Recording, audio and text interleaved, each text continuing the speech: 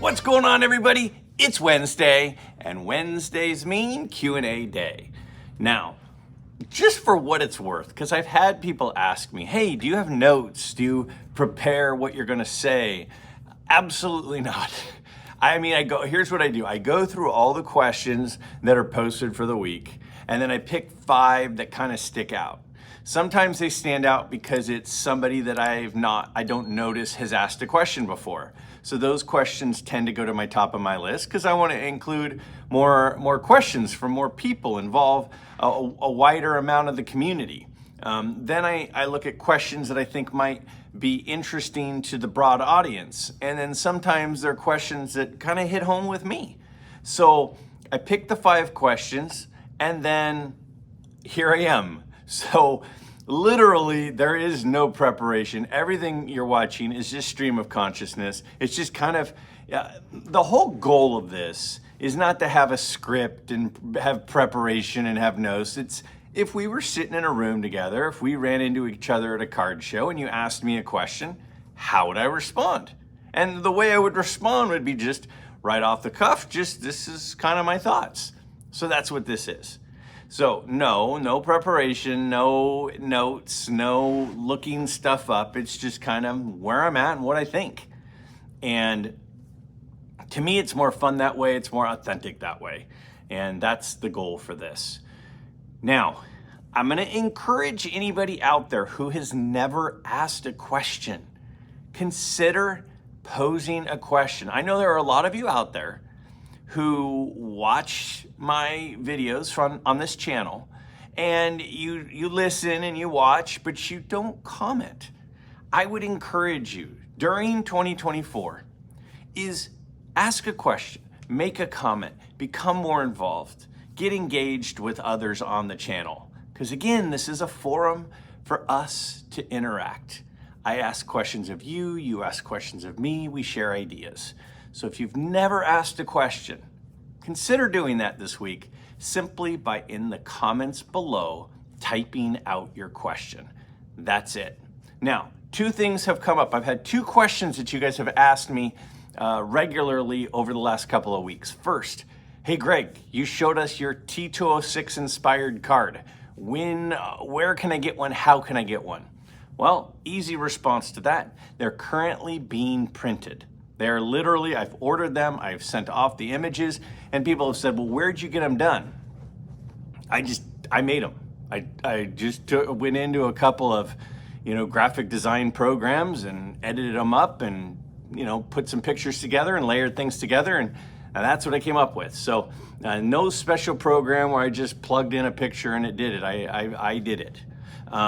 They will be in soon. As soon as they're in and I can physically show you one, that's when I'll show you how, or talk to you and share with you how to get one if you're interested. If you're not, that's cool too. Secondly, I've had some people reach out to me and email me already saying, hey, December pickups, where do I turn in my December pickup stuff? Friday, my plan is that Friday I will be posting the video of my December pickups.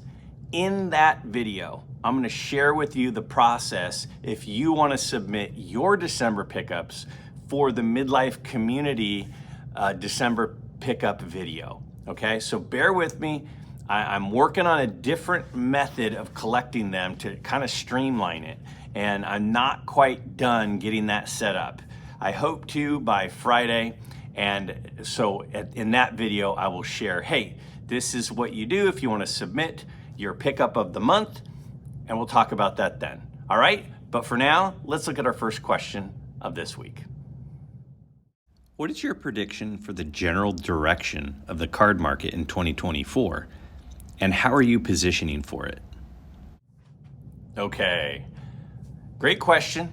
We all wish we knew the answer to this question, but none of us do. We all can just make guesses. But based on everything that I've read, everything that I've seen, all of the things that are in action that play into card prices, here are my thoughts. First, things in discretionary income, things beyond your bills, like your rent, your electricity, your gasoline, your insurance, your healthcare, your supplies, beyond the stuff that you need, right? Whenever there is an excess of people's income to go above and beyond their normal bills for survival, when there's a big excess, that's when card prices go up because we have money to spend on stuff like that, entertainment, right? Now, most of us look at our collection as mostly entertainment and maybe a little bit of investment, but most of us aren't saying, I'm not doing a 401k because instead I'm doing cards. That's not what most people do. So as a result, when times are tight and money is tight, people cut back on extra things like going to the movies, going on vacation, and buying cards and collectibles and hobby stuff, right? Probably go to the golf course less. Things like that are the things that are cut when money is tight. So ultimately, I think the card market will be dictated by the economy as a whole. Are wages increasing more than costs, right? Is inflation going up more than the increase in wages? And, based on the fallout of all of the PPP money and the COVID stuff and all of that, we know that things are in a little bit of a dicey spot. And we know that the Federal Reserve has increased interest rates higher than they've been in a long time. Now, it's obviously not higher than they've been ever, but they're higher than they've been, in 20 plus years, 25 years maybe even. So because of that, they're definitely aware of inflation being an issue. And again, when inflation is an issue, that means the cost of things go up, which means money is tighter. So what do I think is going to happen with the economy this year? Now, I think that money is going to continue to get tighter. For me, gas prices are still high, food prices are still high, entertainment, clothing, everything, the price of everything seems to still be going up. It's probably not quite as dramatic as it was a year or two ago, but it still seems like prices are really high on some of those necessities. My electric bill is high. My food bill especially is high. And so what's going to happen with that this year? Because that frees up money for cards. Now, here's my thought. I think the economy is going to continue to get tighter, but we are in an election year. We are in a presidential election year. Now, when you're in a presidential election year, it changes things.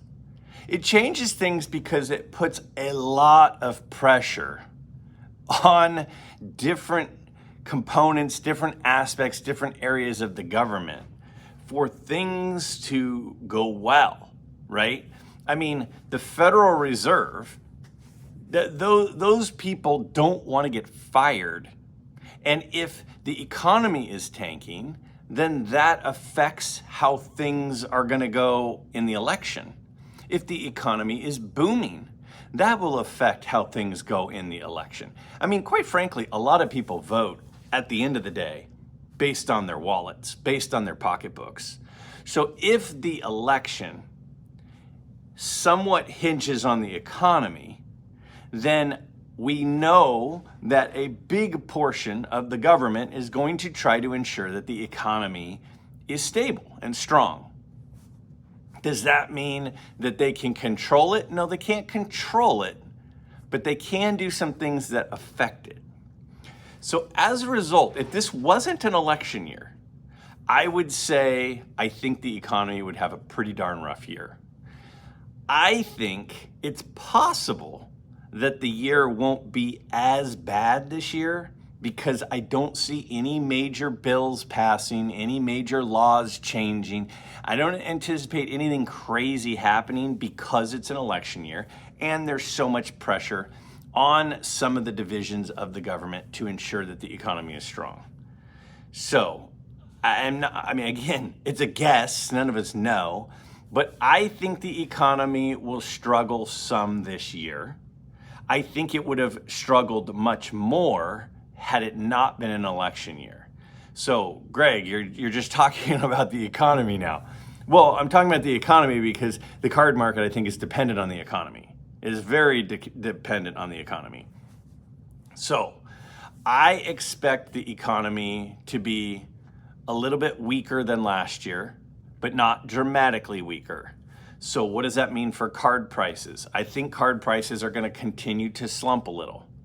I don't think that we're going to have the same level of correction to card prices that we had, a year or two ago, where there was like this huge peak up and then this huge peak down.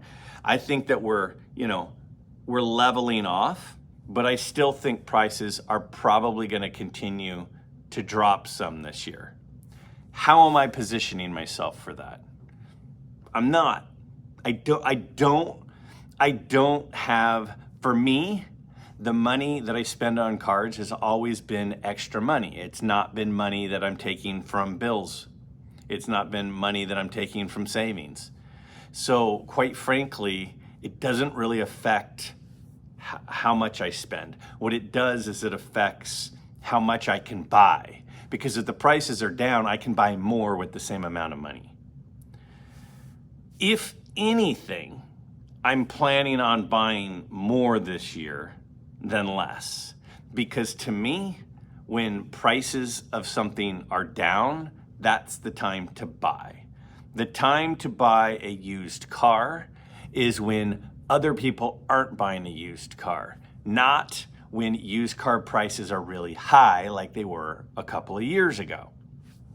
So for me, I kind of just buy each month on my kind of set amount. And if I sell some things, I buy a little bit more, but I'm buying more because I'm selling stuff. So the amount that's being added to my collection is kind of consistent, regardless of what happens in the economy. So for me, that's because it's a hobby. Bills are not particularly going to get tighter in my home. At least I don't expect that to happen. And because of that, I plan on doing something very similar to what I did in 2023. And if anything, when prices are going down, I say you buy.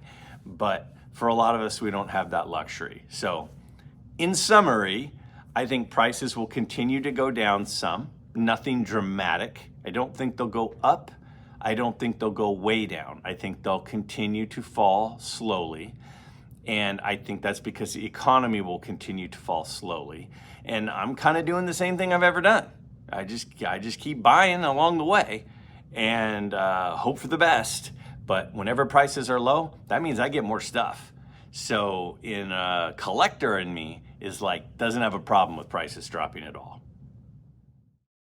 What's your opinion on collecting authentic cards of famous players with good eye appeal? Or should I go for lower graded cards? Let's say you have an opportunity to buy a low-grade T206 Cobb. Would you rather have a heavily creased and off-centered one or an authentic altered with a slight trim with good eye appeal? So this is a really good question. It's a really, really difficult question. I'm an eye appeal person. I've mentioned that. I like cards that look nice. A card that's way off center and has major creasing doesn't really sometimes look nice. So part of me is but they're very similar questions. But there is a little bit of a difference between the questions. So let's start there.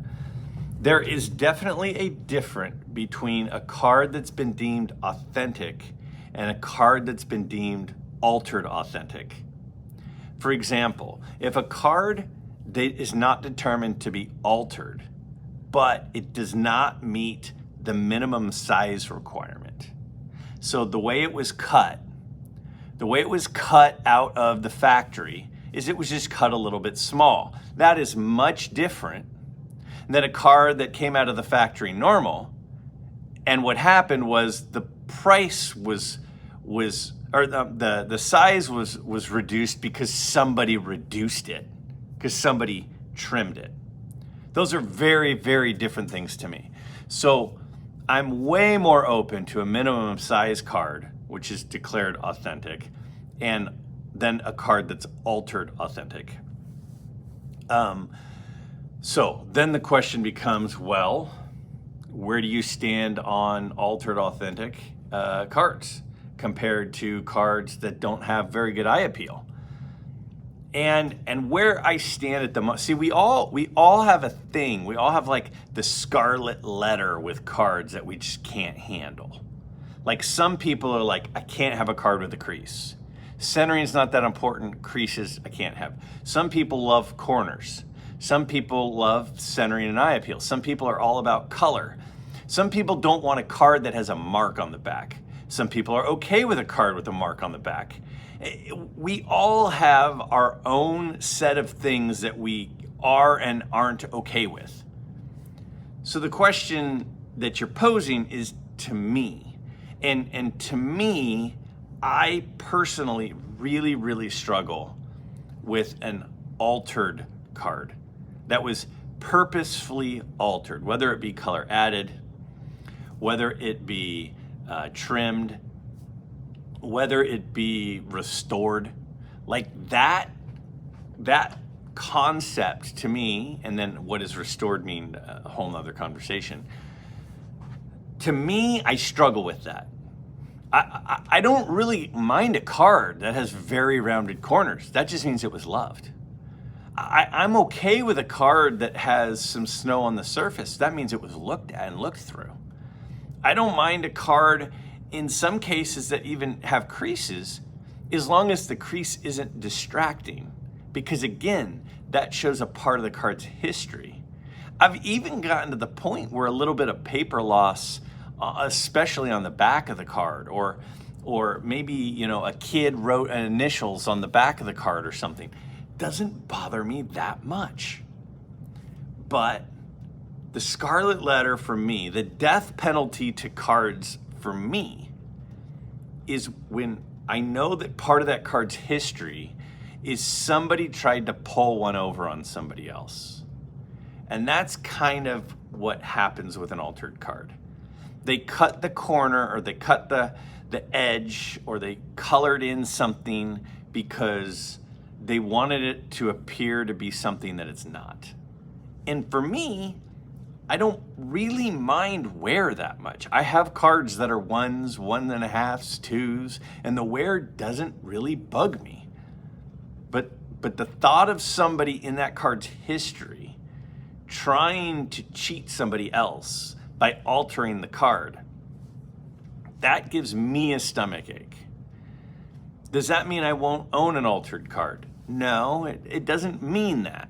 It just means that in the pecking order, right, in the totem pole of what matters most and what matters least, one of the things I want, I mean, a card with tape on it, a card with glue on it, a card with, bad centering, a card with rounded corners, all of that means at one time, and even a pinhole. I mean, to my guy, Mookie Chilson, even a pinhole, it shows that at some point, somebody had that card and loved that card. But a person who changes the card because they're trying to improve its appearance, that feels like an area that I just would prefer to stay away from. So my long answer, which is really kind of a short response, or could have been a short response, is I'd rather have the card with creases and bad centering that's been loved than the card that has a history of trying to pull one over on someone. That does not mean that that's the right answer. That does not mean that somebody who prefers an altered card over an off-centered card is wrong. I'm not saying those people are making a mistake. I'm just giving you my preference. My preference is I'd prefer the unaltered card. I would prefer the card that has been loved and enjoyed over the card where somebody did something to it to make it look better than it is. But if you're all about just eye appeal and that other part of it doesn't matter to you, I totally understand why someone would be cool with authentic altered cards, but just not me. There are many cards that don't exist for a variety of reasons. What are a few cards that you wish existed but don't? All right. So this is a super fun question, but I don't think I'm going to be able to bring up some idea that somebody else didn't already have. I don't think anybody's going to go, oh yeah, I'd never thought of that on this. Quite frankly, a lot of the guys who had cards missing from sets tended to be some of the bigger names. It tended to be some of the people who were signing exclusive contracts or opting out for a variety of reasons. So, you know, the names who were missing, or they were guys who were not in sets because they were away at war, right? And because of that, that's why a lot of those guys are missing. So, you know, I'm not going to come up with anything earth-shattering here, but it's really too bad. It's really too bad that there's not a 52 tops Ted Williams, or 52 tops Stan Musial. I mean, it's an iconic set. It's a beautiful set. And two of the biggest stars are not in the set. That is a massive bummer. It's a massive bummer that the beautiful 54 top set doesn't have a Mickey Mantle, or Stan Musial. That's a major disappointment. It's a major disappointment that as much as I love the 56 tops Mickey Mantle card, my opinion, arguably his best looking card, I would say there are people who would say, you know, the 55 tops, you know, would have been pretty spectacular, right?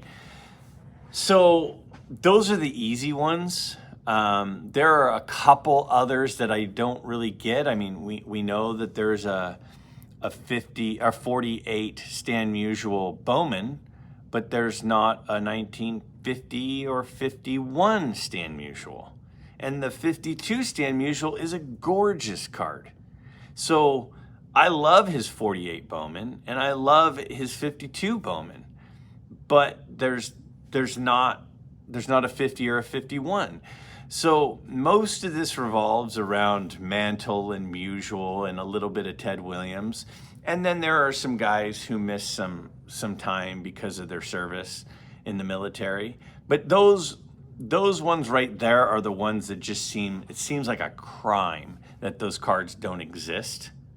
But, you know, I've heard a lot of people mention a lot of those same sets and those same players. So I don't really feel like I'm bringing anything new to the table.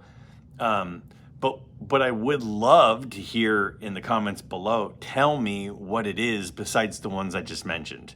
Because I'm sure that there are a lot of other great ones that that aren't on the forefront of my mind. And I probably, if I could have done some research and gone, you know, missing cards of certain players, like what are the ones that would have been great.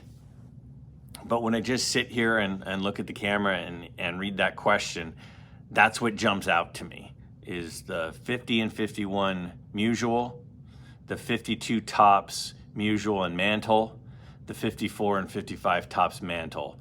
It seems, and I think I said 52 tops Musial and Ted Williams. I think I just misspoke there.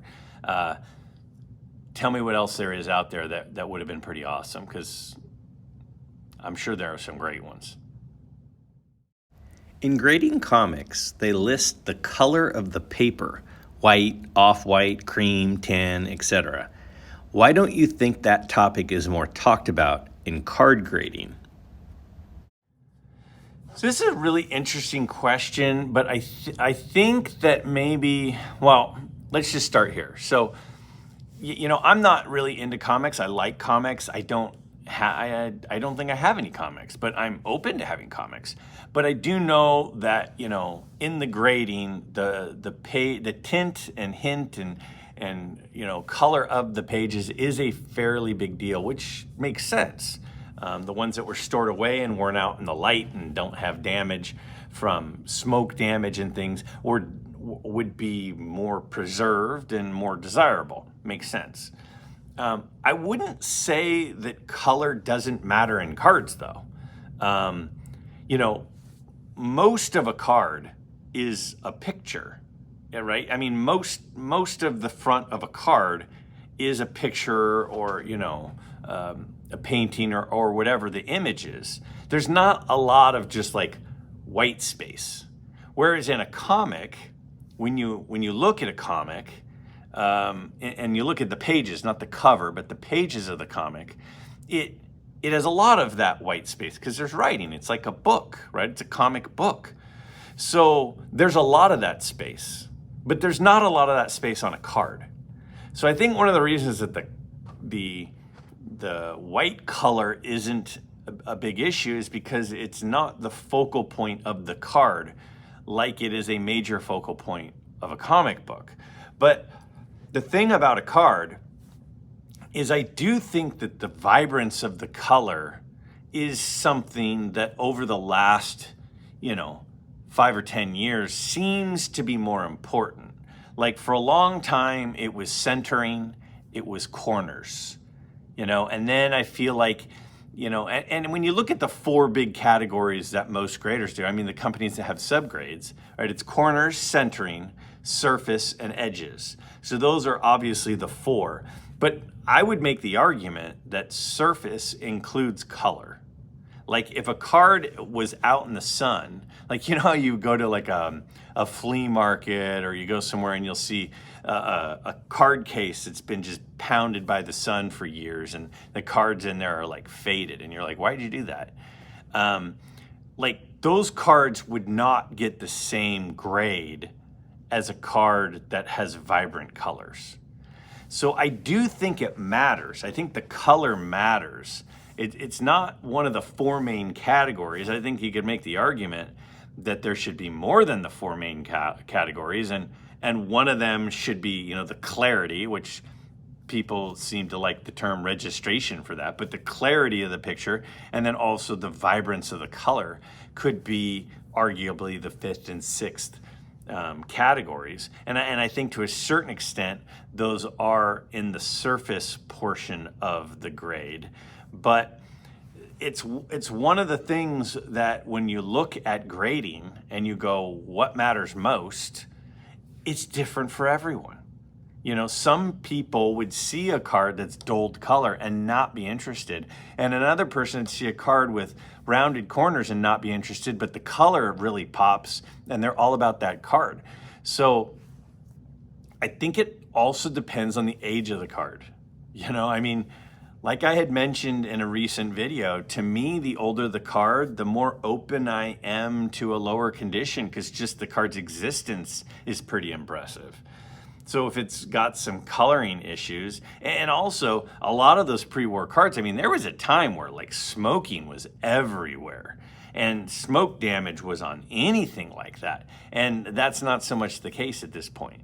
So I would say that I think it kind of does matter to a lot of people. I don't know how much it matters when SGC or PSA or one of these other companies is grading a card. But when I'm buying a card, it's certainly something that plays a factor, but it's not the tint of the white. It's more of the pop of the color of the card because the focal point is the front and the picture takes up the majority of the front. Since you grew up a 49er fan, did you embrace Steve Young at first after they traded Montana? Or did you want them to keep Montana instead? Oh, this is such an interesting question. So first of all, when your local team has some sort of drama with the fan base, So I don't know how much I realize other people are aware of that. Like, are other people, I guess it's sort of like the Green Bay Packers, right? They were like, we know we have Aaron Rodgers, we know he's a stud. And we, have Brett Favre, and he's getting to the end. So it's time to move on from Brett Favre to Aaron Rodgers. And there was some divisiveness there, right? There was some divisiveness amongst that fan base. And I suppose I realized that there was some of that. I just didn't know that, a widespread group of people, because it was all over the talk radio, right? The local talk radio, sports talk stations were all about the Steve Young camp or the Montana camp. But I think it's interesting that you ask. So if you ask me who the all-time best football player is, the best player of all time, I'm probably going to say Jerry Rice. If you were to say, Greg, who do you think is the best quarterback of all time? I'm going to duck as I say Joe Montana. I know most people want to say it's Tom Brady, and I'll be honest with you. Tom Brady going down to Tampa Bay and winning a Super Bowl, and then seeing Bill Belichick's struggles without Tom Brady certainly have helped Tom Brady's case. But I'm always going to say it's Joe Montana. I love Joe Montana. Joe Montana didn't lose Super Bowls. He won Super Bowls, right? Joe Montana is a class act, likable, cool under pressure. I mean, some of the stories about going into the huddle during the Super Bowl and how he's talking about the people on the celebrities on the sideline are awesome. I love Joe Montana. So to answer your question, though, what did I think about the Steve Young thing? Honestly, I hated it. I thought they should have kept Joe Montana. I know my dad and I feel strongly about that, and we struggled with it. We've had this conversation a lot. We struggled with the fact that they pushed Montana out for Steve Young. Now, that doesn't mean Steve Young wasn't a very good quarterback. He was. But there are some differences I'll speak for me, from my perspective, between Joe Montana and Steve Young. Steve Young would, without thinking twice, he would take the ball and run with it. And we were used to Joe Montana, who was a passer. Didn't have the mobility of Young. He threw the ball.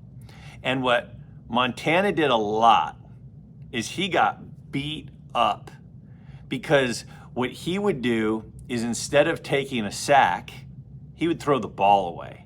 He would run to the sideline, wait till the last minute. If nothing's there, he'd finally throw the ball away. And he would take the incomplete pass.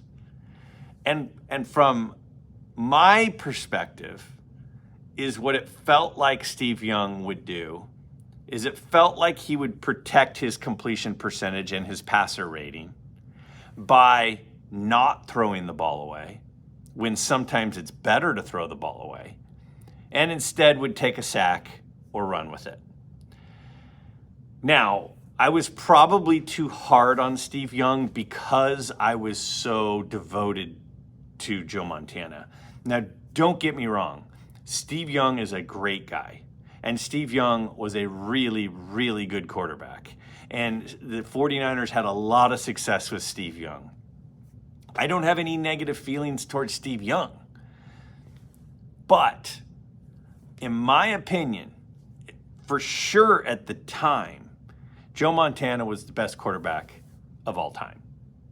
And is he still debatable? But at the time, for me, he was the guy. And to just kind of push him out for this guy who wouldn't throw the ball away at times, in my perspective, was tough.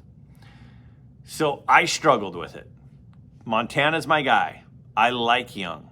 I liked Young then. I like Young now. I love Joe Montana. So I think I answered your question. And again, I know a lot of people will come back and say, oh, first of all, I turned it off already because he said Joe Montana was the best quarterback of all time. I turned it off later because he said Steve Young was, took I mean, this is my opinion. So that's where I'm at. That's my take.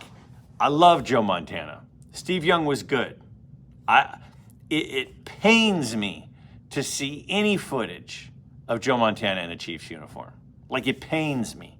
And the fact that he took them to the playoffs and led them through and did very, very well, it pains me. Pains me. I love Joe Montana. With that said, that is it. Those are our 5 questions for the week. So if you've never asked a question, let this be the week. Down below in the comments, simply type your question for me, and I would be happy, I would be honored to answer the question in an upcoming episode. If you've asked questions before and you have a question that's come up, I want to hear from you too. So again, this is a great opportunity for you to ask me questions just like I ask you questions in my Monday videos. The plan is for Friday's video to be my pickups for the month, and I will tell you this, I spent more money on cards in the month of December than I've spent in any month in my whole life. I went bananas.